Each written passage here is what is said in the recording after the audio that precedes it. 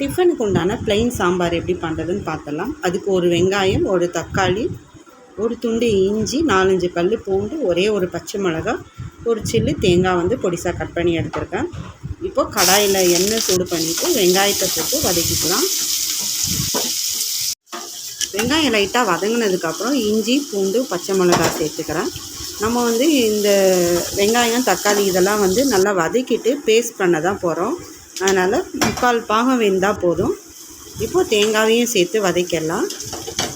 வதக்கினதுக்கப்புறம் அடுத்து தக்காளி சேர்த்து அதையும் வதக்கிடலாம்.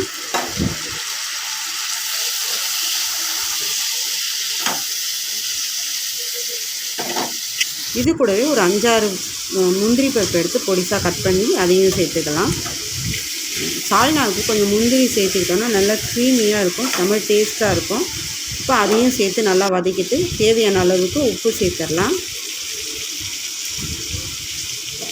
அதுக்கப்புறம் மசாலா ஐட்டமும் சேர்த்துடலாம். 1/4 ஸ்பூன் அளவுக்கு மஞ்சள் தூள் சேர்த்துக்கிறேன். காரத்துக்கு கொஞ்சமாக தனி மிளகாய் தூள் சேர்த்துக்கிறேன்.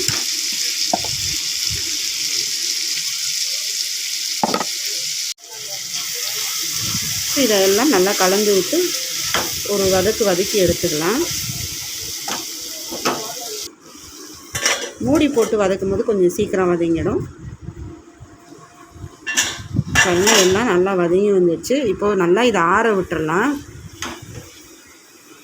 ஆறினதுக்கப்புறம் நம்ம இதை வந்து மிக்ஸி ஜாரில் சேர்த்து ஒரு நல்ல ஃபைன் பேஸ்ட்டாக அரைச்சி எடுத்துக்கலாம். அரைச்சி எடுத்துகிட்டு வந்துட்டேன்.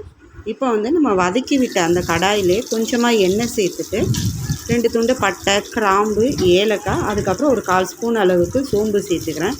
இது நல்லா படப்படன்னு பொரிஞ்சு வந்ததுக்கப்புறம் நம்ம அரைச்சி வச்சுருக்க இந்த விழுதை வந்து அதில் சேர்த்துக்கலாம். நல்லா ஃபைன் பேஸ்ட்டாக அரைச்சிக்கோங்க. அடுப்பை வந்து சிம்மில் வச்சுட்டு நம்ம அரைச்சி வச்சுருக்க மசாலாவை சேர்த்துக்கணும். இல்லைனா படப்படன்னு மேலே தெரிக்கும். அதுக்கப்புறம் நமக்கு வேணுன்ற அளவுக்கு தண்ணி சேர்த்துட்டு மூடி போட்டு ஒரு நல்லா கொதி வர்ற அளவுக்கு விட்டுருவோம். நல்லா கொதித்து வந்ததுக்கப்புறம் உங்களுக்கு தேவைப்பட்டால் புதினா ஃப்ளேவர் பிடிக்கும்னா புதினா சேர்த்துக்கோங்க, இல்லை மல்லி இலை போதும். அதுக்கப்புறம் 1/4 ஸ்பூன் அளவுக்கு கரம் மசாலா சேர்த்து நல்லா கலந்து விட்டுட்டு மூடி போட்டு நல்லா எண்ணெய் பிரிஞ்சு வர்ற அளவுக்கு நல்லா கொதிக்க விட்டு எடுத்துக்கணும்.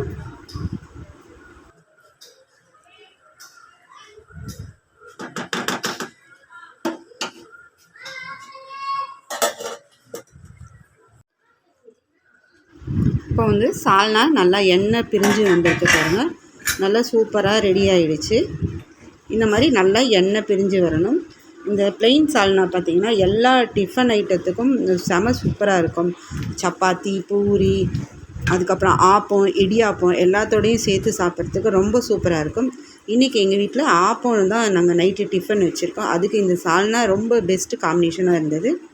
இந்த வீடியோ உங்களுக்கு பிடிச்சிருந்தா மறக்காமல் நம்ம சேனலுக்கு சப்ஸ்கிரைப் பண்ணிக்கோங்க. அடுத்ததாக இன்னொரு வீடியோவில் மீட் பண்ணுறேன்.